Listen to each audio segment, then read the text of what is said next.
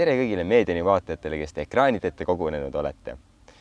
Ilm on olnud super ilus ning päikest on saadud nautida rannas juba rohkem kui, umbes viimase 5 suve jooksul kokku. Kuid meil on pakkuda teile veel nii mõnigi sündmus Põlvamaalt, mis juulikuus toimus, nii et vaatame ära selle Meediani.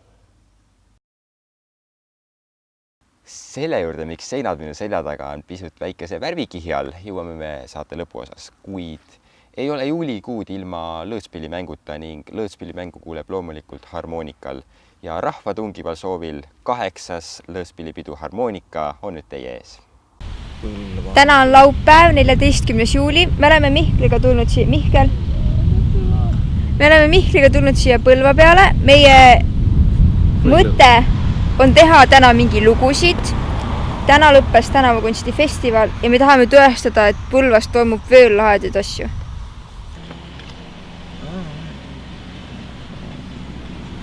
Me kõnnime Mihkliga praegu Intsikurmu, kus on kohe hakkamas lõõtspillipidu Harmoonika!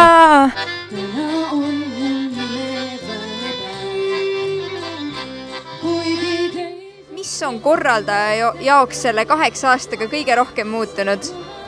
Kõige rohkem on muutunud muidugi osalejate ja ka täna näha publiku arv. Kust valiti need 100 lõõtsamängijat tänaseks peoks? Harmoonikapidu ongi võimalus kõikidele nendele, kes nagu täna oli näha, on algajad, saavad oma esimese lavakogemuse ja siia ei kutsutagi, siia saab tulla, kes soovib.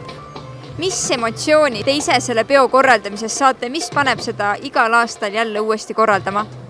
Kuna publik seda nõuab, siis me ei saa seda maha jätta ja meie enda lõõtsa pealinna tiitel nõuab ja vajab seda.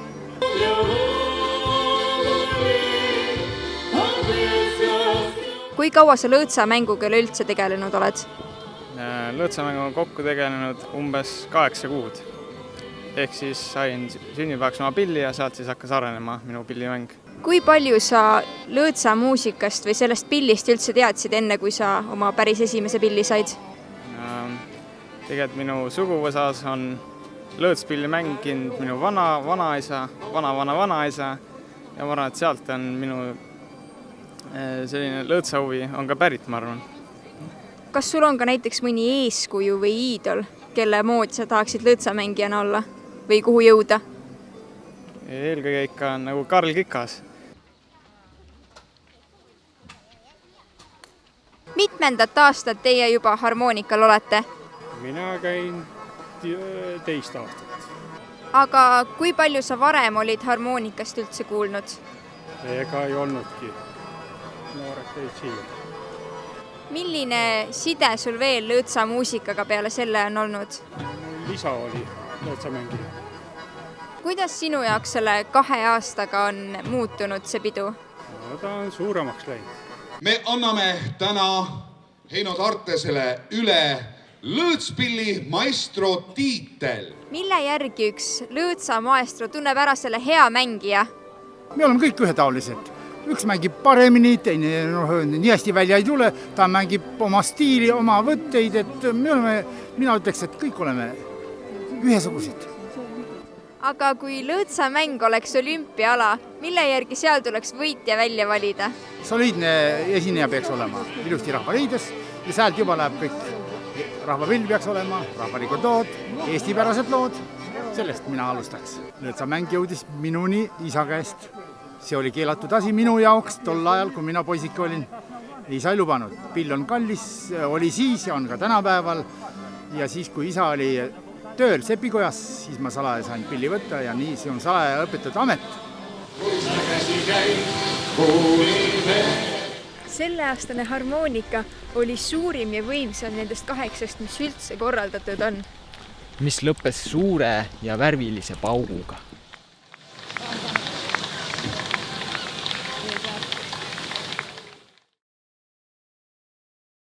Loomulikult on suviaeg puhkamiseks, kuid miks mitte teha puhkuse kõrval pisut tööd, et endale taskuraha teenida. Raha teenimisvõimalus pakkus ka Põlva noortemalev, mis pisut leidis ka töö tegemise kõrvalt aega lõbutseda ning vibu lasta. 26. juunil toimus Taevaskojas õpilasmalev, kus laoti puid riita ning riisuti lehti. peale tööd grilliti ja söödi.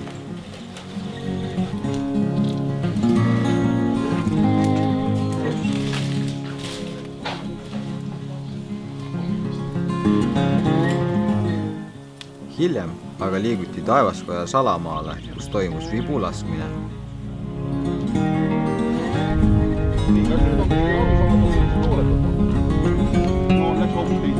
Katsume meelde jätta, kuhu see nool läheb.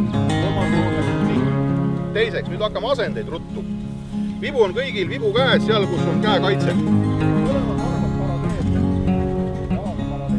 Laskmise ajal alati vibu käis on sirgelt ees. Vibu laskmist korraldas Kagu vibuklubi, õpetades meile vibu laskmise põhitõdesid ning ohutusnõudeid.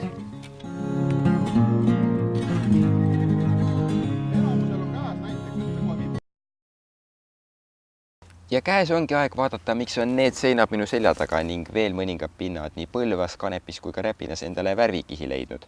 Juuli keskpaigas toimus tänavakunstifestival ning kunstnikud nii Eestis, Soomest kui ka Hollandist võtsid oma värvipurgid, pintslid ning hakkasid oma loomehingega siis tegema midagi kohalikele kogukondadele. No, et Eestis on nagu juttu sellest, et inimesed kolivad väikelinnadest välja. Aga äkki kui väikelinnadesse tuua ka nagu seda, mida tehakse suurlinnades, näiteks nagu kogu see tänavakunsti asi, et siis äkki oleks nagu põnevam ka noortel, et nad jääksid rohkem nagu siis püsivaks, vähemalt kuni ülikooli minekuni või kuni selleni, kui nad lähevad nagu laia maailma peale. Ja äkki nad siis tahavad üks päev tagasi tulla oma kodulinna, mis võib olla väikelinn. Ja et eks see idee tegelikult on ilmselt seedinud mingi tükk aega, mitu aastat tegelikult ma arvan, aga et kuna mina ja Salme mõlemad oleme olnud seotud tänavakunstifestivalidega just Tallinnas ja Tartus, siis tegelikult eelmine suvi nii-öelda sai see idee küpseks siis äkki, ütleks niimoodi, et kus me istusime maha ja mõtlesime, et okei, meil mõlemal on nagu need mõtted liikunud selles suunas, et miks ainult Tallinn ja miks ainult Tartu või et seal juba toimub asju. Ja siis tuligi see, et aga miks mitte nagu teha võib-olla väiksemates kohtades, et miks peaks just nagu suuremad linnad olema privilegeeritumad.